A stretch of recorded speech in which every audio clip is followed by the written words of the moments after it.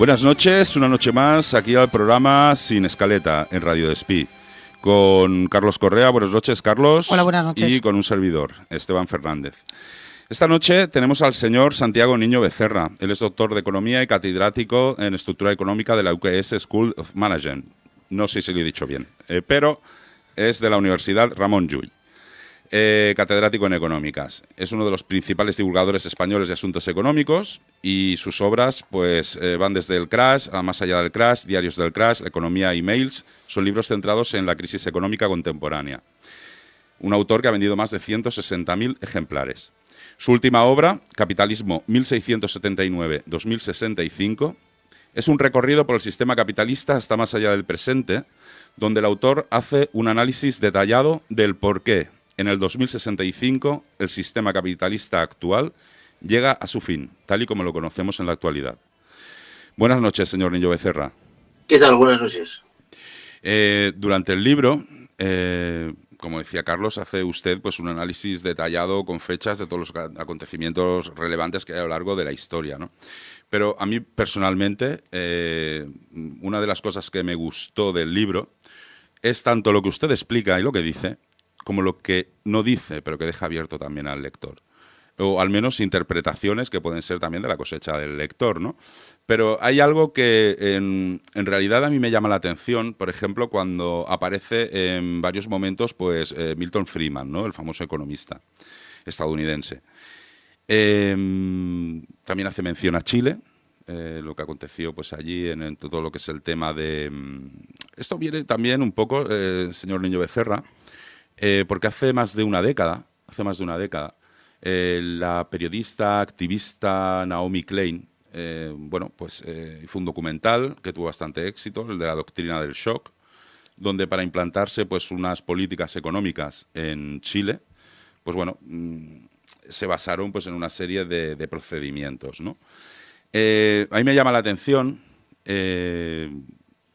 la situación actual, la situación de virus actual, la situación de COVID-19. Usted dice que el COVID lo que ha hecho ha sido acelerar todos los procesos que en principio pues estaban por venir. Sí. El COVID, en el momento actual de shock, en el que en un momento dado se pueden encontrar las sociedades, también el implementar según qué medidas está siendo más fácil para los gobiernos. Bueno, a ver, para los gobiernos no lo creo, o yo diría que no. Todo lo que está sucediendo a raíz del COVID, o todo lo que está sucediendo a través de la pandemia, hubiera acabado llegando igual. Por ejemplo, yo recuerdo cuando se instalaron en España las primeras cámaras en las calles, cámaras de vigilancia, no tanto de tráfico, o sea, me refiero en las aceras, etcétera, etcétera, levantaron unas oleadas tremendas de protestas. Entonces, las autoridades justificaron que aquellas imágenes se borraban cada 24 horas, etcétera, etcétera. Hoy en día, de una forma totalmente natural, las personas se han instalado la aplicación COVID Radar. Bueno, en cada país se ha llamado de una forma distinta y no han preguntado absolutamente nada. O sea, han dado por descontado que era necesario instalársela y se la han instalado. Lo cual, cuidado, no entro a valorar si es negativa o positiva. Es decir, a raíz o debido a esta pandemia, la población está aceptando una serie de cosas que de otra forma hubiese costado bastante más que las aceptase.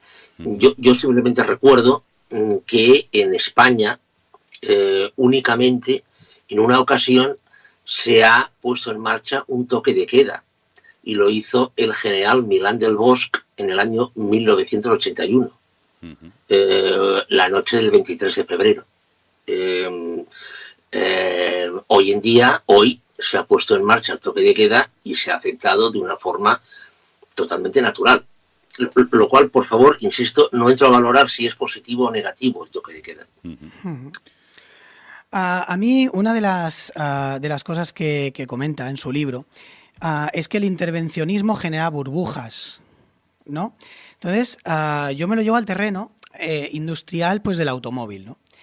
El sistema del automóvil en España, pues sí que es verdad que genera un alto PIB, ¿no? Y genera muchos puestos de trabajo, pero si genera burbujas, esto estallará o no estallará, o claro, porque el tema planes Renove, no se puede mantener esto eternamente, el tema de los planes Renove, para incentivar el consumo, quiero decir. A ver, usted ha tocado un sector que es especial, o sea, hay sectores que son especiales. El automóvil es un sector especial, y máximo en España. En España el automóvil genera el 10% del Producto Interior Bruto y aproximadamente el 12-13% del empleo. Hablo del automóvil en sentido amplio. Las empresas automovilísticas son lo que yo llamo hacedores de PIB.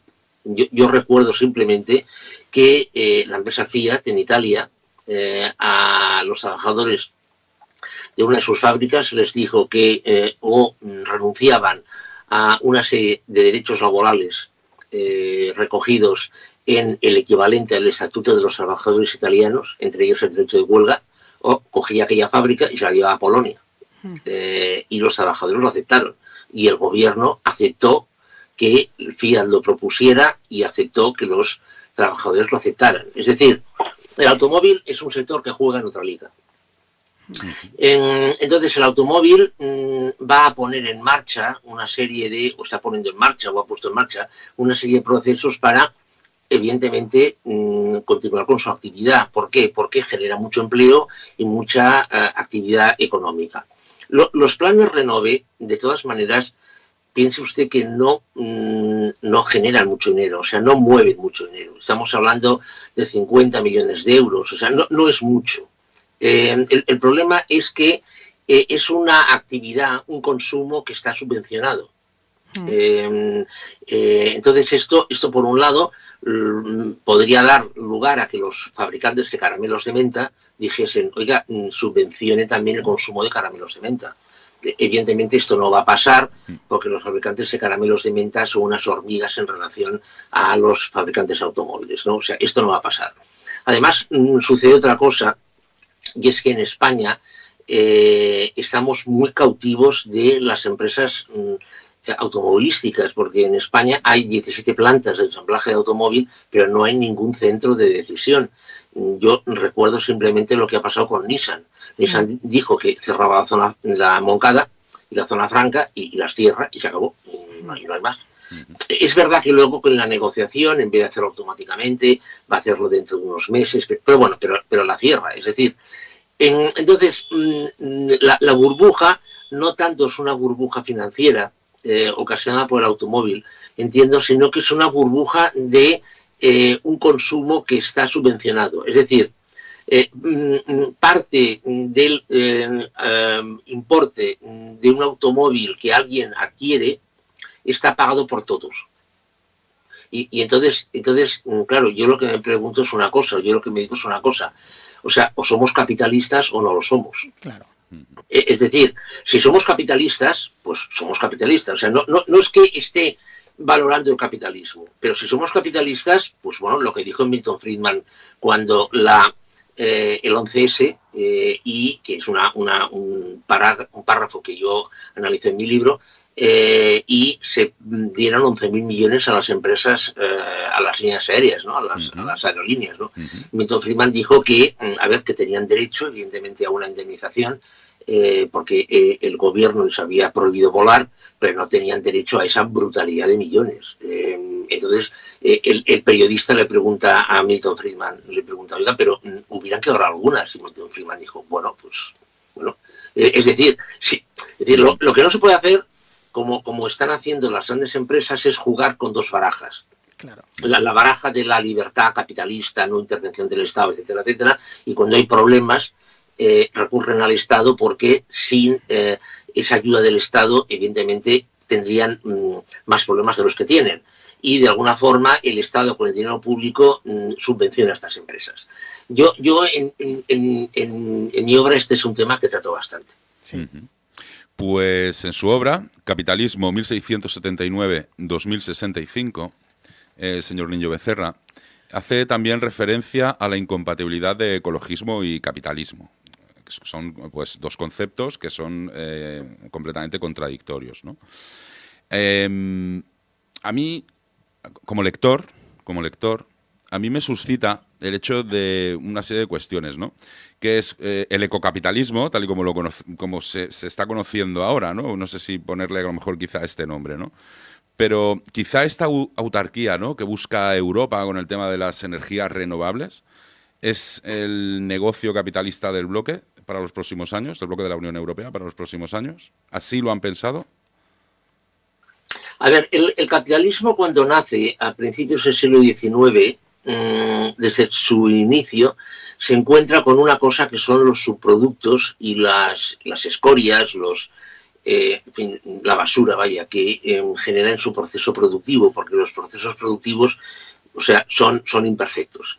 Bien, entonces, el capitalismo encuentra una forma muy fácil de sacarse esos subproductos de encima, que es echándolos, arrojándolos al medio ambiente. Llámese ríos, llámese aire, llámese mar, llámese lo que sea, ¿no? Y entonces, durante bastantes décadas, esto le funciona. Entonces, el capitalismo tiene tiene unos costes que externaliza. Los externaliza a toda la sociedad. Y todo el mundo está de acuerdo. En un principio, o por ignorancia o por conveniencia, me da igual, pero todo el mundo está de acuerdo. Hasta que esto empieza a ser un problema. Empieza a ser un problema, entiendo yo, es decir, en dos palabras, si durante todas estas décadas el capitalismo no hubiese podido externalizar estas escorias, estos desechos, y tampoco hubiera contado con una energía tan barata como contó, hoy el mundo sería totalmente distinto. Pero bueno, el hecho es que pudo hacerlo. Bien, ha llegado un punto en que yo no sé si el problema que se ha generado con la degradación del medio ambiente ya es insostenible. No sé si ha pasado esto, o bien lo que ha pasado es que se ha visto que con la ecología se puede hacer negocio.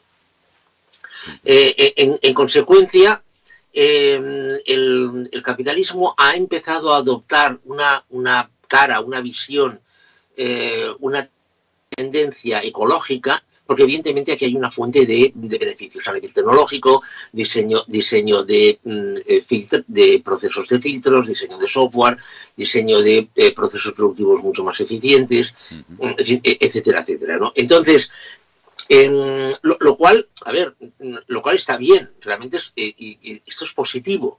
Con lo cual, claro, como aquel refrán decía, bien está lo que bien acaba, pero aquí lo que se nota es la evolución que ha sufrido el propio sistema. O sea, de utilizar el medio ambiente para externalizar costes y obtener unos mayores beneficios y unos menores precios de venta, a adoptar el medio ambiente como una forma de generación de beneficios con todo lo que esto pueda comportar.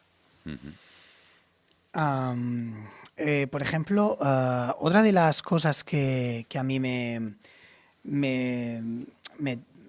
que he visto en el libro, ¿no? Que no se lo quería preguntar porque es un tema bastante escabroso. No se lo quería preguntar, pero bueno, ya que estamos ahí. Es que una socióloga llamada Constanza Tobio, ¿no?, comentaba que se necesitaban un salario de una jornada de 8 horas para mantener a 4 miembros de familia, y que esto a día de hoy había pasado a ser de 2 salarios para mantener a 3 y pico, ¿no? Y entonces esto es porque al capitalismo le ha parecido bien el tema de las inmigraciones, ¿no?, para sumar más mano de obra. Entonces, claro, sé que es un tema escabroso, ¿no?, porque parece que tocas el tema de la inmigración, pero entonces la inmigración ha sido beneficiosa para el mundo, para el punto de vista capital, que luego obviamente han traído conocimientos de otras culturas y otros beneficios, pero aquí el primer y mayor beneficiado ha sido el capital. Bueno, aquí hay dos temas distintos, pero que evidentemente están vinculados. Por un lado, el capitalismo del año 1995, 2000, 2005, no tiene absolutamente nada que ver con el capitalismo del año 1870, 1875, 1880. O sea, el sistema es el mismo, evidentemente, porque sus principios filosóficos y estructurales son los mismos, pero el modelo actuativo es totalmente diferente en una época y en otra. Bien, en 1870, 75, 80, la relación entre factor trabajo y producción era total.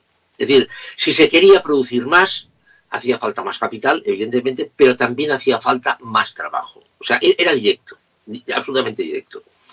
Es verdad que a medida que se va sofisticando la tecnología, en proporción se va necesitando menos factor trabajo, es cierto, es cierto. Pero la relación, la vinculación, repito, es absolutamente total. Esto es así hasta la década de 1980. Cuando llega la década de 1980, producción y demanda de trabajo empiezan a separarse. ¿Por qué? Porque la tecnología hace que la productividad aumente y evidentemente la demanda de trabajo disminuya. Bien.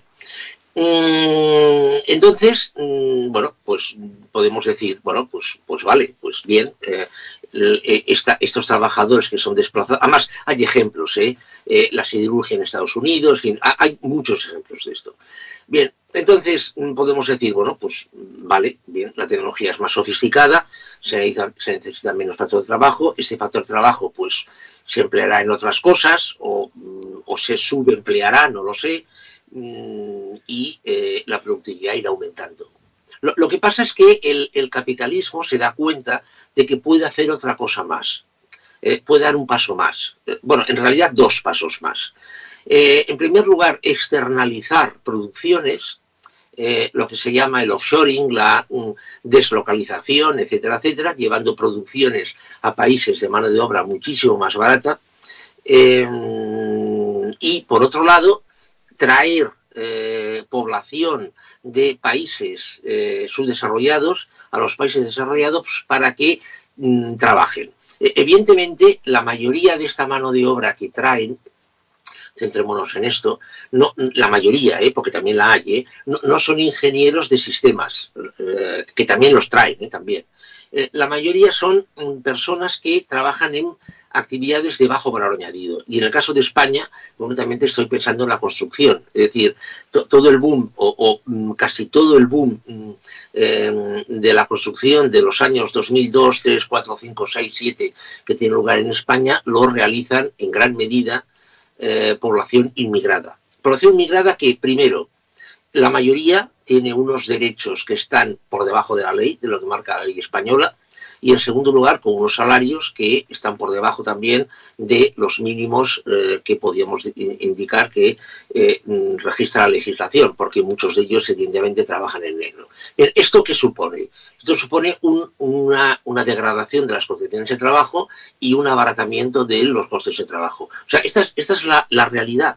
Es decir, la inmigración se trae, la mayoría, toda no, o sea, se traen científicos que enseñan a Europa, a España, a Francia, les enseñan, porque son científicos que lo que les falta es capital para hacer cosas, pero son auténticos genios. Bien, esta es una parte minoritaria. La mayor parte de la inmigración que viene a Europa, tanto de Latinoamérica como de la zona subsahariana, como del este de Europa, es una inmigración que viene en su inmensa mayoría para reducir costes del factor trabajo. Y luego, a partir de aquí, esto lo podemos vestir como queramos. Lo podemos vestir con derechos humanos, o sea, esto a partir de aquí yo no entro porque esto no es economía. En términos económicos, y de esto hay estudios, la degradación de los salarios reales que se produce en los años 90 y los años 2000, en gran medida se produce debido a esta entrada de una mano de obra barata, de una mano de obra que evidentemente está trabajando a unos salarios menores que los salarios existentes en la zona, que para ellos evidentemente son superiores a los que tenía en su lugar de procedencia, pero que están degradando los salarios actuales. Y esto no únicamente, por favor, no únicamente pasa con los albañiles, que también. Estoy hablando, yo conozco el caso, no voy a dar nombres evidentemente, pero conozco el caso de una ingeniera polaca que estuvo trabajando aquí en una empresa española como ingeniera, a un coste menor que un ingeniero español, pero evidentemente a un salario mucho mayor que el que tenía en Polonia. Entonces, claro, esta es la realidad. Y yo creo que aquí esto no se ha explicado convenientemente. Es decir, toda esta explicación de la inmigración se ha explicado, o se ha comentado, o se ha abordado desde un punto de vista de los derechos humanos, de los refugiados que huyen de la opresión, etcétera, etcétera, lo cual, insisto, no entro en esto. Yo me centro en la parte económica, y de la parte económica se ha hablado muy poco. Claro. ¿Por qué? Bueno, evidentemente porque esto hubiera dado lugar a que se hubiese puesto encima de la mesa unas reivindicaciones que al capitalismo no le interesaban. Capitalismo 1679-2065. Usted hace referencia, que esto me llamó la atención, a un informe de la ONU de 1969, en el que textualmente dice: en una operación a gran escala contra la población civil, las víctimas costarían unos $2.000 por kilómetro cuadrado, empleando armamento nuclear, $600 con gases nerviosos y tan solo $1 con armas biológicas. ¿En qué contexto? Lo digo para los que desconocemos completamente en qué contexto la ONU se pronunció en el año 1969, ¿no? ¿Usted nos podría situar en qué contexto pues, se pronuncia? Bueno, a ver, la ONU realiza múltiples estudios en distintos ámbitos. Este es un estudio exclusivamente para analizar lo que es la eficiencia en el uso de armamento. Años 60, finales de los años 60, estamos en un momento del modelo de demanda, la eficiencia marca, la productividad se va imponiendo, entonces, bueno, la conclusión es clara. Si quieres masacrar una población o si quieres limpiarla, una zona de población indeseable, lo más barato a nivel de coste-beneficio, es decir, de coste-eficiencia, es usar armamento biológico. No en vano las armas biológicas se conocen como las armas nucleares de los países pobres. Entonces, claro, es que a ver, detrás del armamento únicamente hay una ideología, un Estado, un no sé qué, o sea, hay una eficiencia. Es decir, el armamento, o sea, cuando leemos, por ejemplo, por ejemplo, Estados Unidos tiene un bombardero que es el bombardero B-1, que es una auténtica maravilla de la ingeniería volante, que tiene un coste de cada unidad, $10.800 millones. Hoy por hoy es el arma más sofisticada que existe sobre la faz de la Tierra. Claro, podemos decir, bueno, pero Estados Unidos eso puede gastar. Bueno, a ver, cuidado. Sí, pero se han hecho muchos números para hacer ese avión. O sea, no es aquello de decir tiramos y da igual lo que sea. No. O sea, es decir, esto se ha tenido que demostrar, se ha tenido que hacer muchísimos informes, se ha tenido que hacer muchos cálculos, porque evidentemente, matar de forma eficiente se ha de hacer de la forma que sea, bueno, con una relación de costes más barata. Los drones, por ejemplo, este informe de la ONU no ha analizado los drones porque entonces no existían como tales, ha sido el gran invento porque consigue reducir enormemente los costes de una acción militar, porque utilizan un bisturí, o sea, un dron es un bisturí. La relación coste-beneficio de un dron es impresionante, o sea, es realmente impresionante, ¿no? Lo cual se están extendiendo precisamente por eso. O sea, esto que estoy diciendo, alguien puede que esté pensando cuando lo oiga, caramba, con qué frialdad este señor está hablando de, en el fondo, liquidar gente. Bueno, a ver, es que quien esto diseña, quien esto hace, evidentemente busca una máxima eficiencia, lo cual significa un coste-rendimiento. Luego, otra de las cosas que me llaman la atención, ¿no? Sobre todo en estos días, cuando se hace referencia al final de la Segunda Guerra Mundial, que viene pues un plan Marshall para toda Europa, para levantar la economía europea y sobre todo para despistar un poco a alguno que pueda escuchar ideologías contrarias al capitalismo, ¿no?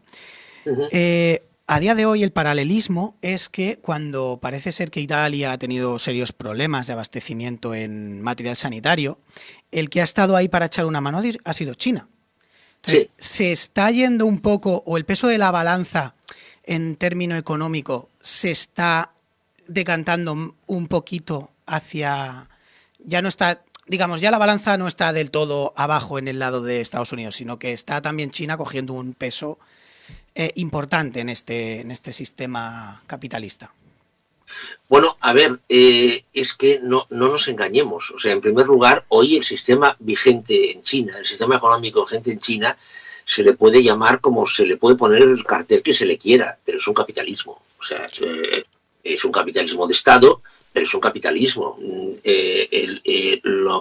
Los planes quinquenales chinos en gran medida están vinculados a obtener la máxima eficiencia económica. O sea, y esto, vamos, es que esto es capitalismo puro y duro. Que hay otras cosas detrás, es verdad, pero esto es totalmente capitalista, ¿no? Entonces, en China, en primer lugar, esto es importante, tenían y tienen una industria sanitaria, bueno, pues muy potente para abastecer a su producción, a su población, perdón, a sus necesidades, y además, evidentemente, y en una situación como la actual, de carencias, en este caso de mascarillas, luego contaré otra cosa al respecto, ¿no? Pero encontraron un sistema para, en primer lugar, dar salida a este excedente y, en segundo lugar, para colgarse una medalla a nivel propagandístico. Hay un hospital español que llegaron un par de camiones de China procedentes, o sea, con mascarillas, con material sanitario. O sea, es decir, a ver, no nos engañemos, o sea, la publicidad también es una cosa importante. O sea, no sé si pensaban preguntarme sobre esto, pero lo introduzco yo. Dígame. Ustedes se imaginen para seguir con el tema de China, ustedes se imaginan lo que sería que dentro de 4 o 5 meses se demostrase por activa y por pasiva que la vacuna más desarrollada, más eficiente, más exacta, más segura, es una vacuna diseñada y fabricada en China. Esto sería la bomba. Claro, yo iba también por el término que comenta, ¿no? Que el factor trabajo ha sido importante durante este último tramo de la historia, pero a partir de ahora entra lo que sería la tecnología en un factor muy importante. Claro, ellos nos traen el 5G. Le ha tomado la delantera un poco al mundo occidental, en este caso liderado por Estados Unidos, o sea, le ha tomado la delantera. Sí, o sea, es decir, todo el mundo reconoce, incluso Estados Unidos reconoce que China hoy en tecnología 5G está 2 años por delante de cualquier empresa europea o estadounidense que se dedique a la investigación tecnológica. 2 años, para que nos situemos, esa eternidad, en términos tecnológicos. O sea, 2 años es la monta. Bueno, China ha ido por aquí, ha desarrollado esta vía, ha desarrollado esta línea. Sin embargo, por ejemplo, a un nivel automovilístico, la industria automovilística europea está por delante de la China. ¿Por qué? Bueno, como el sistema chino es un sistema mixto, es capitalista, evidentemente, un capitalismo de Estado, pero mixto, claro, han decidido ir por un sitio en vez de por otro. No han creído conveniente desarrollar un Porsche, un coche Porsche. Dicen los Porsche que necesitemos ya los importaremos, vamos a profundizar por el tema del 5G. Y como evidentemente allí cuando se toma una decisión nadie discute, se ha ido por ahí. Pero el problema, a ver, no es que China lleve 2 años de delantera a Occidente en el tema del 5G. O sea, este sería un problema relativo. El problema es que por cuestiones de competencia, cuestiones económicas y también cuestiones políticas, Occidente quiere cerrar la puerta a la tecnología 5G china. Entonces, aquí sí que hay un problema, porque Europa, Occidente, está perdiendo competitividad respecto a China.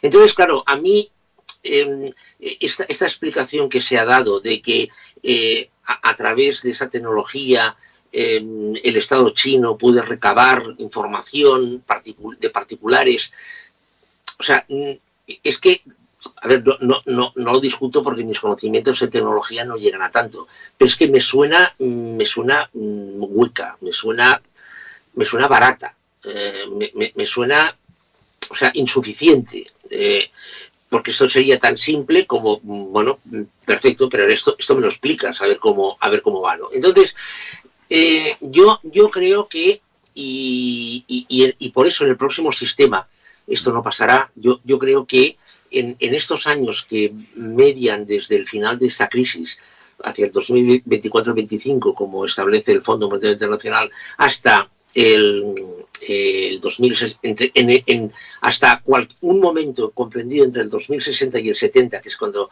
se acabará el capitalismo, yo creo que se profundizará en la colaboración. O sea, yo creo que las décadas siguientes, las 4 o 5 décadas siguientes, van a ser décadas de profundización en la colaboración a nivel de empresas, a nivel de estados, a nivel de bloques.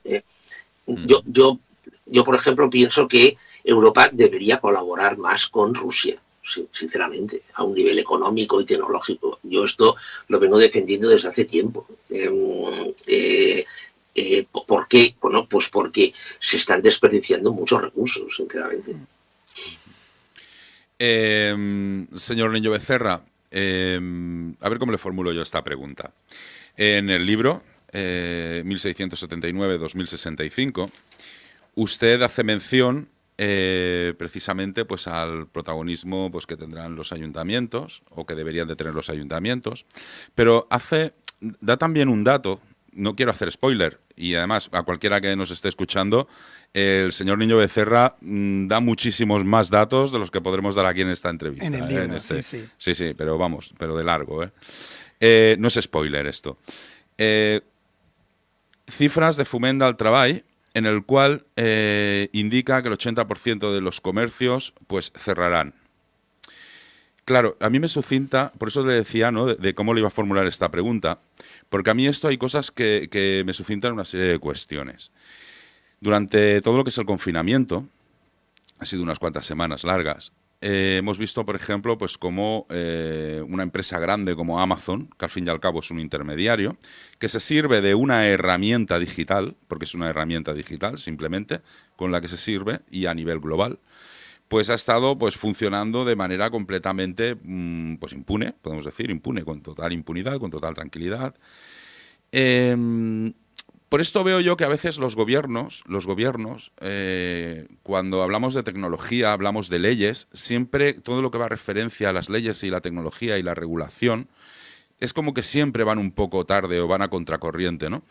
Porque si permitimos que un 80% en Cataluña pues de los comercios cierren, estamos hablando de un montón de familias que evidentemente pues no tendrán trabajo. Estamos hablando también de que son impuestos que deja de recaudar la administración. Y también, pues por consiguiente, yo pienso que, por ejemplo, hoy en día, incluso a nivel tecnológico, hay aplicaciones que son completamente gratuitas, que son la herramienta que al fin y al cabo pues utiliza Amazon, pues precisamente pues para, no sé, si a través de una intervención pues de la administración, ya sea local, ya sea autonómica, no lo sé, pero que incluso esto se podría coordinar para coger y decir, hey, vamos a hacer cuál es la base de datos de comercios que hay, por ejemplo, pues en un municipio o en una ciudad o en un distrito, y a partir de aquí, pues ponerlo en marcha. Es que esto ya existe, esta aplicación.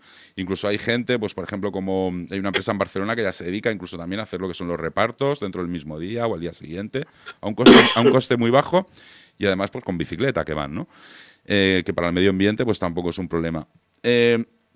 Parece también como que los gobiernos o las administraciones, es como que Dan por perdida la verdad. sí, dan por perdido el tema. Es como que, bueno, es que esto es irremediablemente así, pero tampoco parece como que se ofrezca una alternativa. Parece que es que irremediablemente tenemos que ir ahí. No sé si he formulado bien la pregunta, pero el hacia dónde vamos, si no se interviene por parte de las administraciones, esto ¿tiene remedio a día de hoy? ¿Podemos poner remedio hacia dónde nos dirigimos?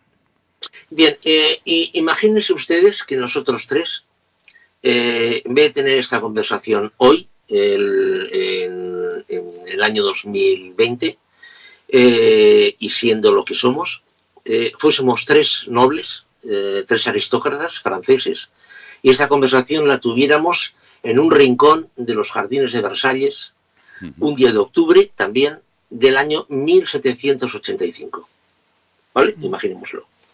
Entonces, que alguien comentara, oye, nos está llegando, o me ha llegado por ejemplo, que uno de ustedes comentara, me ha llegado la noticia de que hay unos comerciantes que además hacen textiles que quieren más libertad y están cuestionando el poder del rey y están diciendo que nosotros somos unos parásitos. Pero esta gente que se ha creído, o sea, ¿qué quieren hacer esta gente?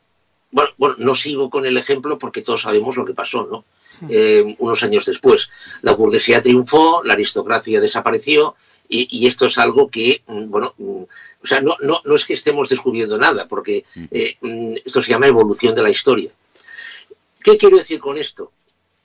A ver, yo pienso que el capitalismo, esto ya se vio de entrada ya muy pronto, y a finales del siglo XIX se tuvo que intervenir para evitarlo. El capitalismo de forma natural tiende hacia el oligopolio. Esto de forma natural. ¿Por qué? Bueno, pues porque en una competencia entre varios gana el más hábil, el más listo, el más capaz, el más todo, y se lo lleva todo. Bien, entonces, como eso era muy peligroso, se intervino y se evitó este monopolio, digo, a finales del siglo XIX. Hoy se está viendo que este oligopolio es positivo. ¿Por qué? Porque las grandes corporaciones están presentes en múltiples países y están consiguiendo ahorros de costes. O sea, en el siglo XIX no había absolutamente ninguna empresa que estuviera presente en 150 países, en primer lugar porque no existía en 150 países. Hoy en día hay empresas que están presentes en 150 países y más.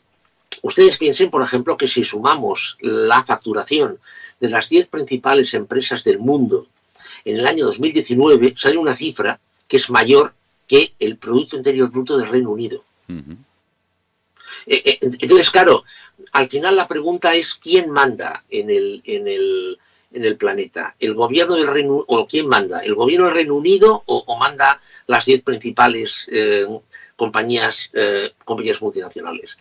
La distribución, yo pienso que, excepto en productos muy concretos, muy específicos y muy especializados, la gran distribución va a pasar a estar en manos de las grandes plataformas de Internet. Esto es algo, yo pienso que la propia tecnología lleva a eso. Detrás, o sea, Amazon, concretamente, es una empresa que yo creo que va a ser estudiada en los libros de historia, porque ha desarrollado un sistema logístico propio, que ha invertido miles de millones de dólares en desarrollarlo, que no es que sea sofisticado, es que es lo siguiente. Entonces, no hay forma humana de poder ser más competitivo que ese sistema. Es decir, para reducir el poder de Amazon, fíjese lo que voy a decir, para reducir el poder de Amazon tendría que haber un movimiento popular que se opusiese individualmente, porque si se coordinaba eso sería ilegal. Es decir, que de una forma no sé cómo, es decir, el 80% de la población se pusiese en contra de Amazon, individualmente me refiero, y lo rechazara. ¿Creemos que esto va a pasar? No. Difícil, muy difícil. Entonces, claro, quien habla de Amazon, habla de Walmart, habla de una gran corporación, habla de Unilever, habla de Nestlé, es decir, grandes corporaciones que están presentes en múltiples países con multiplicidad de productos, productos que, cuidado, que tienen su calidad, que de calidad son muy buenas, no critico la calidad. Entonces, claro, evidentemente tienen la fuerza que les da su tamaño, y cuanto más fuerza, más tamaño, y cuanto más tamaño, más fuerza, con lo cual, claro, es que realmente y yo creo que es que ahora toca esto, de la misma forma que tocó que a finales del siglo XVIII desapareciera el poder de la nobleza, ahora toca que las grandes plataformas, las grandes corporaciones tengan un poder creciente.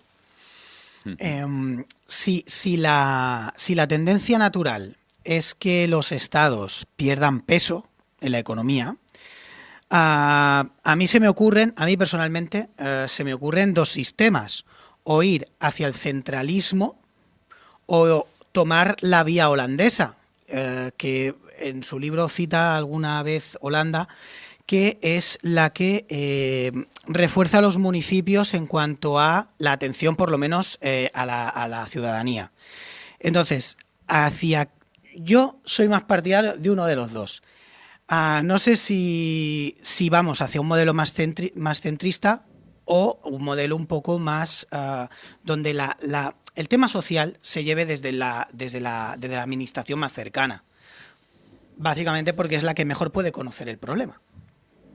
Bueno, a ver, yo creo que el Estado como tal es un organismo que, en fin, ya está superado. El Estado nace en el siglo XIV por unas razones muy concretas y para cubrir unas necesidades muy específicas. Esas necesidades están hasta superadas, y entonces el Estado, incluso también por lo que decíamos antes de las grandes corporaciones, claramente va menos. ¿Qué es a lo que va más? Los municipios van a más. O sea, el municipio, no el municipio actual, o sea, tendrá que haber mancomunidades en municipios, etcétera, etcétera, agrupaciones. Esto, por ejemplo, ha pasado en Grecia. O sea, yo creo que vamos a municipios, el papel del municipio se va a reforzar, claramente. Y por otra parte, aparecerán clústeres, zonas, áreas con potencialidad económica. Y de la combinación de los yo creo que va a salir la nueva estructura, o está saliendo la nueva estructura social y económica de mañana. De mañana quiero decir de dentro de 10 años, no dentro de un siglo, dentro de 10 años. ¿Qué son estas zonas económicas? Bueno, por ejemplo, hay una zona económica,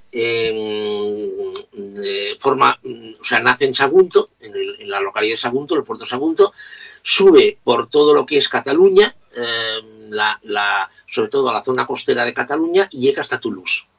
Esta es una zona económica homogénea, que enlaza con el resto de Europa, etcétera, etcétera. Hay otra, evidentemente, en Holanda, en Países Bajos, hay otra en lo que es la parte oriental occidental de Alemania, perdón, etcétera, etcétera, ¿no? Entonces, el Estado como tal, bueno, Alemania seguirá existiendo. Bueno, pues no lo sé, o sea, posiblemente sí, al menos durante bastante tiempo, pero no será importante. Porque lo que será importante de Alemania es esta zona que coge el estado de Baden-Württemberg, el Länder de Baden-Württemberg, Baviera, que concentra una gran capacidad económica y de capital, y que se puede relacionar con otras formas, con otras áreas, y tomando el municipio como, en evidentemente, como los municipios, como centro social y político. Este es mi punto de vista. Tendríamos que ir acabando. Sí. Justo estábamos mirando por eso. Porque... Justo ahora estamos mirando porque es que nos quedan 5 minutos. 5 minutos. Recomendar. Sí, ¿tenemos 5 minutos? Vale, sí. Le voy a preguntar una cosa que no aparece en su libro 1679-2065, aunque sí que se intuye, pero no lo dice explícitamente. Y es algo que hace unos 3 años atrás, 3 o 4 años atrás, creo recordar, salió que en una ciudad de China pues habían puesto pues molinos para abastecerse de energía eólica, que habían incluso pues hecho pues una especie de conductos para todo lo que eran los desechos pues que fueran para allí. Y bueno, y parecía pues que era pues como una especie de ciudad ecológica. No solo con esto, sino que además las autoridades chinas en Liuzhou, creo que lo pronuncio bien, es la ciudad, era un proyecto en el cual pues esa ciudad pues constaba de unos 30 kilómetros cuadrados, en el que estaba compuesta pues por paneles solares con energía geométrica pues para lo que es la climatización, tendría un monocarril que atravesaría pues toda la ciudad para que el transporte público pues llegara a toda la ciudad de una manera lineal. Tendría también pues el acceso sería únicamente pues a vehículos eléctricos, gente con patinete, con vehículos pues al fin y al cabo eléctricos, ¿no? Ya fueran automóviles o no. Y además con una capacidad de renovación del aire, del CO2, que hablaban de en torno a las 10.000 toneladas anuales de renovación del aire y la creación de 9.000 toneladas de oxígeno que podía crear esa ciudad. La llamaban la ciudad forestal. Eso en teoría, tenía que haber entrado en funcionamiento ya, porque el proyecto se presentó hace 3 o 4 años atrás, y esta ciudad piloto que China anunció al mundo se tenía que haber hecho pública en 2020. No sé, ahora se desconoce, o yo al menos desconozco en qué estado está, y en su momento pues lo he buscado y no he conseguido encontrar nada, ¿no? La cuestión es... con esto, por ejemplo, este ímpetu, ¿no?, que tienen las administraciones europeas, ¿no?, europeas, nacionales y locales, ¿no?, en convencer de que hemos de salvar el planeta. Realmente el planeta se salvará cuando China decida, por la capacidad de producción que tiene China, de que debemos ser ecológicos.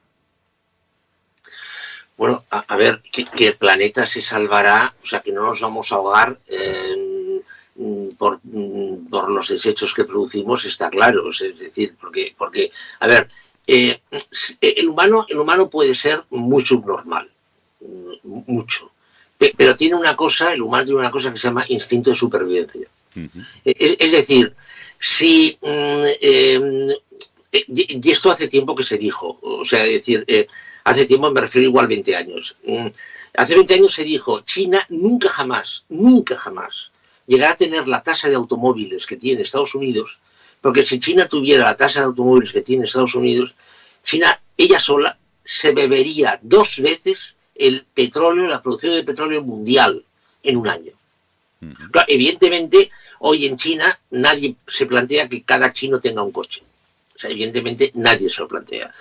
De hecho, China ha presentado un plan por el cual en el año 2060 espera alcanzar el equilibrio ecológico, es decir, que no gaste más energía de la que produce ella misma por medios naturales. Pero yo creo, claro, 2060, fíjese que ya estamos casi al final del sistema actual, ¿no?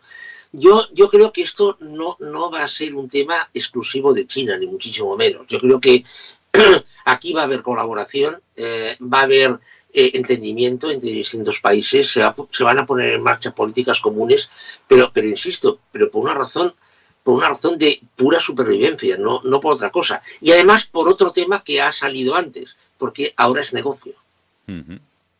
Entonces, claro, estamos juntando dos cosas que son, aunque evidentemente si nos trasladásemos al 1830, que eran capitalistas, y les explicásemos esto, nos dirían que estamos locos. Evidentemente lo que sí que entenderían y nos escucharían es que si les dijéramos, no, pero es que hay negocio aquí. Entonces nos escuchan, no entenderían nada, pero seguro que nos escuchaban en 1830. Claro, hoy en día resulta que es factible, es necesario, es un tema de supervivencia y además es negocio.